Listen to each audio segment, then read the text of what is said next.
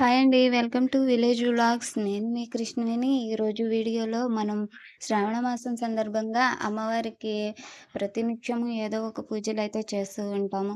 అలా అని పెద్ద పెద్ద గుడుల్లోనే చేయాలని ఏమీ లేదు కదా! మన ఊరి గ్రామ దేవతకు ముఖ్యంగా మన ఊరిని కాపాడే చల్లని తల్లి అయిన గ్రామ దేవత గంగానమ్మ మా ఊరికైతే అమ్మవారుగా వెలిసారు కాబట్టి ఈవిడికే మేమైతే ఇక్కడ ఏమి మంగళకరమైన పనులు అనమాట. పూల దండలు, నిమ్మకాయ దండలు, గాజుల దండలు అయితే వేస్తూ అమ్మవారిని అలంకారం అయితే ఈరోజు చేస్తున్నాము. ఈ మాలలన్నీ కూడా గాజుల మాలలు ఇక అల్లడానికైతే ఇక్కడ ఇస్త్రాకుల కంపెనీలోకెళ్తే మా వాళ్ళందరూ వచ్చి ఇక్కడ అల్లుతున్నారు. అయితే నాకు ఈ విషయం అయితే తెలీదు. ఇలా గాజుల మాల అల్లుతున్నామని.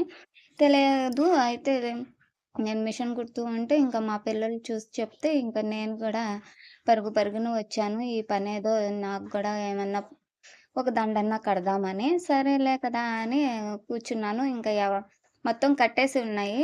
ఇక ఒకళ్ళైతే మళ్ళీ అప్పుడే తెచ్చి ఇచ్చారు. సర్లే నా వంతు అమ్మవారు ఈ ఒక్క మాల కట్టడానికి అవకాశం ఇచ్చింది అనుకుంటూ ఇక ఆ మాలయితే కట్టాము. ఇంకా మొత్తం మాలలన్నీ కట్టి ఇట్లా మేము మాలలు కడుతూ ఉంటున్నాము. వీళ్ళు అలంకారం చేస్తూ అయితే ఒక ఇద్దరు లోపలైతే చేస్తున్నారు. ఈ విధంగా అయితే గాజుల మాలలతో అమ్మవారిని చాలా అందంగా అయితే మేము అలంకరించాము. అన్ని ఊరులకి గ్రామ దేవత గంగానమ్మ, ముత్యాలమ్మ అట్లా రకరకాల అమ్మవార్లయితే గ్రామ దేవతలు ఉంటారు. వారు ఊరికి చివరగా అయితే ఉంటారు.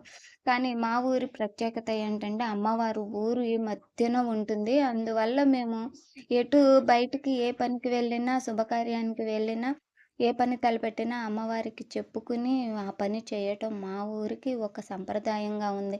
ఎదురుంగా అమ్మకి చెప్పుకోకుండా ఏ పని చేయలేము కదా! అదే ఓ పక్కనుంటే ప్రత్యేకించి వెళ్తాము. ఒక పనిగా పెట్టుకుంటాము. సంబరానికో అలాంటప్పుడే వెళ్తాము. కానీ ఊరికి మధ్యలో మనం అమ్మ ముందు నుంచే అటు ఇటు తిరుగుతున్నప్పుడు ఆ అమ్మకు తెలియకుండా ఎలా ఉంటుంది? అందుకే మాకైతే అమ్మవారు ఇలా ఊరికి మధ్యగా ఉండడం మాకైతే ఆనందమే. ఇట్లా ప్రతి సమస్యకు అమ్మ తెలుస్తూ ఉంటుంది కదా!